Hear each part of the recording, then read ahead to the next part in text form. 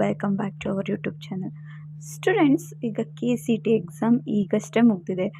ಈಗ ನೆಕ್ಸ್ಟ್ ಏನು ಮಾಡಬೇಕು ಅನ್ನೋದಕ್ಕೆ ತುಂಬ ಜನ ಪೇರೆಂಟ್ಸಿಗಿರ್ಬೋದು, ಹಾಗೆ ಸ್ಟೂಡೆಂಟ್ಸ್ಗೆ ತುಂಬಾ ಡೌಟ್ಸ್ ಇರುತ್ತೆ.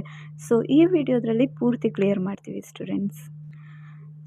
ಸೊ ಫಸ್ಟ್, ಈಗ KCT ಎಕ್ಸಾಮ್ ಆಗಿದೆ. KCT ರಿಸಲ್ಟ್ ಬಂದಮೇಲೆ, ಓಕೆನಾ ಸ್ಟೂಡೆಂಟ್ಸ್, ಫಸ್ಟು ಬರೋದು KCT ರಿಸಲ್ಟ್. ಫಸ್ಟ್ ನೀವು KCT ರಿಸಲ್ಟ್ ಬಂದಮೇಲೆ ನಿಮ್ಮ ರ್ಯಾಂಕ್ ಎಷ್ಟು ಅನ್ನೋದ್ರ ಪ್ರಕಾರ ಮೇಯ್ನಾಗಿ ಮ್ಯಾಟರ್ ಆಗುತ್ತೆ. ಹಾಗೆ ನೆಕ್ಸ್ಟ್ ಈಗ ಫಸ್ಟ್ ಸ್ಟೆಪ್ ಏನು ಅನ್ನೋದನ್ನ ಹೇಳ್ತೀನಿ. ಫಸ್ಟ್ ಸ್ಟೆಪ್ ಬಂದುಬಿಟ್ಟು ಡಾಕ್ಯುಮೆಂಟ್ ವೆರಿಫಿಕೇಷನ್.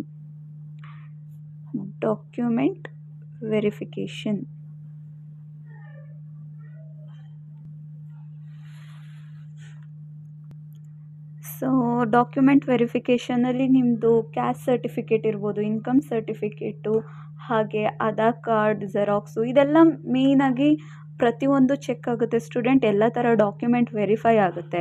ಇಫ್ ಅದರಲ್ಲಿ ನಿಮ್ದು ಏನಾದ್ರು, ಈಗ ಎಕ್ಸಾಂಪಲ್ ನಿಮ್ಮದು ಬರ್ತ್ ಸರ್ಟಿಫಿಕೇಟಲ್ಲಿ ನಿಮ್ಮ ಹೆಸರು ಎಕ್ಸಾಂಪಲ್ ಆಗಿ ನಯನ ಅಂತ ಇದ್ದು, ಆಧಾರ್ ಕಾರ್ಡಲ್ಲಿ ನಯನ ಸ್ವಾಮಿ ಅಥವಾ ಈ ಥರ ಸರ್ನೇಮ್ ವಿತ್ ಇನ್ಕ್ಲೂಡ್ ಆದರೆ, ಇವೆರಡೂ ಡಿಫ್ರೆನ್ಸ್ ಬಂದರೆ ಡಾಕ್ಯುಮೆಂಟ್ ವೆರಿಫೈ ಆಗಲ್ಲ ಸ್ಟೂಡೆಂಟ್ಸ್. ಸೊ ಡಾಕ್ಯುಮೆಂಟ್ ವೆರಿಫೈ ಆದಮೇಲೆ ನೆಕ್ಸ್ಟ್ ಸ್ಟೆಪ್ ಹೋಗುತ್ತೆ. ಫಸ್ಟ್ ಮೇಯ್ನಾಗಿ ಡಾಕ್ಯುಮೆಂಟ್ ವೆರಿಫಿಕೇಷನ್. ಸೊ ನಿಮ್ಮದೆಲ್ಲ ಡಾಕ್ಯುಮೆಂಟ್ಸ್ ಒಂದು ಸತಿ ವೆರಿಫೈ ಮಾಡ್ಕೊಳ್ಳಿ, ಎಲ್ಲ ಕರೆಕ್ಟಾಗಿದೆಯಾ. ಆಧಾರ್ ಕಾರ್ಡ್ ಇರ್ಬೋದು, ಬ್ಯಾಂಕ್ ಅಕೌಂಟ್ ಲಿಂಕ್ ಆಗಿರ್ಬೋದು. ಸೊ ಪ್ರತಿಯೊಂದು ಡಾಕ್ಯುಮೆಂಟು ಕರೆಕ್ಟಾಗಿದೆಯಾ ಅಂತ ಒಂದು ಸತಿ ಚೆಕ್ ಮಾಡ್ಕೊಳ್ಳಿ. ಸೊ ಈಗ ನೆಕ್ಸ್ಟ್ ಡಾಕ್ಯುಮೆಂಟ್ ವೆರಿಫಿಕೇಷನ್ ಓಕೆ. ಈಗ ನೆಕ್ಸ್ಟ್ ಏನು ಅಂದರೆ ಸೆಕೆಂಡ್ ಆಪ್ಷನ್ ಎಂಟ್ರಿ.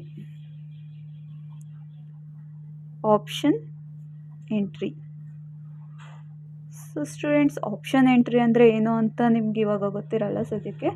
ಸೊ ಈಗ ಆಪ್ಷನ್ ಎಂಟ್ರಿ ಏನಂತ ಅಂದರೆ, ನಿಮಗೆ ಕಾಲೇಜ್ ನೇಮ್ ಅಂದರೆ ನೀವು ಅಂದ್ಕೊಂಡಿರ್ತೀರಲ್ಲ, ನಾವು ಈ ಕಾಲೇಜಿಗೆ ಸೇರಿರಬೇಕು ಅಥವಾ ಇದು ಬಿಟ್ಟರೆ ಇದು, ಲೈಕ್ ನಿಮಗೆ ಒಂದು ಟಾಪ್ 10 ಕಾಲೇಜಸ್ ನೇಮ್ ಅನ್ನೋದೊಂದು ಮನಸ್ಸಲ್ಲಿರುತ್ತೆ. ಸೊ ಆ ಟಾಪ್ 10 ಕಾಲೇಜಸ್ ನೇಮ್ನ ನೀವು ಎಂಟರ್ ಮಾಡಬೇಕು. ಹಾಗೆ ಒಂದು ಲಿಸ್ಟ್ ಮಾಡಿರಬೇಕು. ಟಾಪ್ 10 ಕಾಲೇಜಸ್ ಇರ್ಬೋದು, 20 ಕಾಲೇಜಸ್ ಇರ್ಬೋದು, ನಿಮ್ಗೆ ಎಷ್ಟು ಟಾಪ್ 5 ಇರ್ಬೋದು, ಟಾಪ್ 10 ಇರ್ಬೋದು, ಎಷ್ಟರ ಕಾಲೇಜ್ ನೇಮ್ನ ನೀವು ಎಂಟರ್ ಮಾಡ್ಬೋದು ಸ್ಟೂಡೆಂಟ್ಸ್. ಸೊ ಇದನ್ನು ಆಪ್ಷನ್ ಎಂಟ್ರಿ ಅಂತಾರೆ.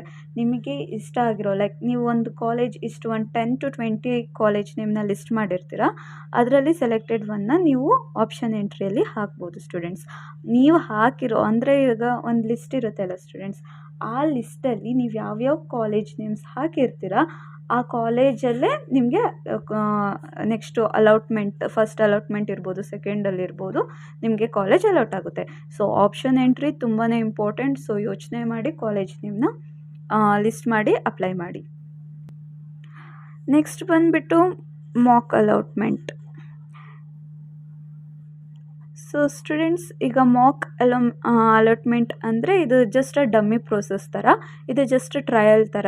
ಇದರಲ್ಲಿ ನಿಮ್ಮ ಕಾಲೇಜ್ ಅಲಾಟ್ ಆದರೆ ಈ ಕಾಲೇಜ್ಗೆ ನೀವು ಅಡ್ಮಿಷನ್ ಮಾಡೋಕ್ಕಾಗಲ್ಲ. ಇಟ್ಸ್ ಜಸ್ಟ್ ಟ್ರಯಲ್ ಒನ್, ಓಕೆನಾ ಸ್ಟೂಡೆಂಟ್ಸ್. ಈಗ ಮೇಯ್ನಾಗಿ ಬರೋದು ಫಸ್ಟ್ ಅಲಾಟ್ಮೆಂಟ್.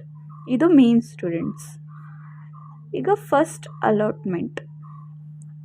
ಫಸ್ಟ್ ಅಲಾಟ್ಮೆಂಟಲ್ಲಿ ನೀವು ಆಪ್ಷನ್ ಎಂಟ್ರಿಯಲ್ಲಿ ಯಾವ್ಯಾವ ಕಾಲೇಜಸ್ ಹಾಕಿರ್ತೀರೋ ಅದ್ರ ಮೇಲೆ ನಿಮಗೆ ಒಂದು ಕಾಲೇಜ್ ಅಲರ್ಟ್ ಆಗಿರುತ್ತೆ. ಅದಕ್ಕೆ ನೀವು ಅಡ್ಮಿಷನ್ ಹಾಕ್ಬೋದು ಸ್ಟೂಡೆಂಟ್ಸ್. ಅಂದರೆ ಅಡ್ಮಿಷನ್ ಮಾಡ್ಕೋಬೋದು, ಅಥವಾ ನೀವು ಅಡ್ಮಿಷನ್ ಕೂಡ ಮಾಡ್ಬೋದು, ಹಾಗೆ ಸ್ಕಿಪ್ ಕೂಡ ಮಾಡ್ಬೋದು. ಈ ಸ್ಟೆಪ್ನ ನೀವು ಸ್ಕಿಪ್ ಮಾಡಿ ಮತ್ತು ನನಗೆ ಈ ಕಾಲೇಜ್ ಬೇಡ, ಇನ್ನೊಂದು ಕಾಲೇಜ್ ಬೇಕು ಅಂದರೆ ಈ ಸ್ಟೆಪ್ ಅಂದರೆ ಫಸ್ಟ್ ಅಲಾಟ್ಮೆಂಟ್ನ ಸ್ಕಿಪ್ ಮಾಡಿ ಸೆಕೆಂಡ್ ಅಲಾಟ್ಮೆಂಟ್ಗೆ ವೆಯ್ಟ್ ಮಾಡ್ಬೋದು. ಸೊ ಫಸ್ಟ್ ಅಲಾಟ್ಮೆಂಟ್ ಆದಮೇಲೆ ನಿಮಗೆ ಬರೋದೇ next second allotment.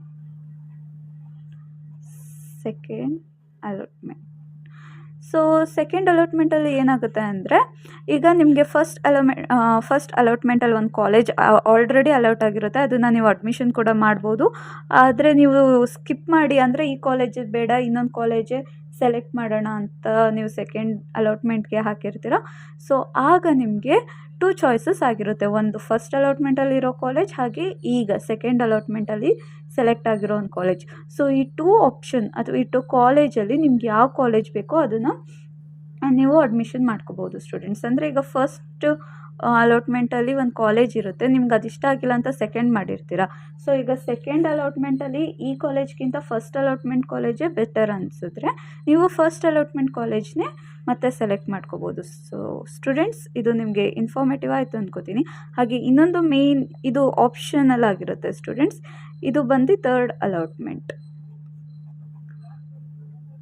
So third allotment students, third ಅಲಾಟ್ಮೆಂಟಲ್ಲಿ ಫಸ್ಟ್ ಅಲಾಟ್ಮೆಂಟ್ ಹಾಗೆ ಸೆಕೆಂಡ್ ಅಲಾಟ್ಮೆಂಟಲ್ಲಿ ಅಲಾಟ್ ಆಗಿರೋ ಎರಡೂ ಕಾಲೇಜ್ ಕೂಡ ಕ್ಯಾನ್ಸಲ್ ಆಗಿ, ಥರ್ಡ್ ಅಲಾಟ್ಮೆಂಟಲ್ಲಿ ನಿಮಗೆ ಒಂದು ಕಾಲೇಜ್ ಗೌರ್ಮೆಂಟೇ ಲೈಕ್ KCET ಅವರೇ ಕೊಟ್ಟಿರ್ತಾರೆ. ಸೊ ನೀವು ಅದಕ್ಕೆ ಕಂಪಲ್ಸರಿಯಾಗಿ ಅಡ್ಮಿಷನ್ ಆಗಬೇಕಾಗುತ್ತೆ.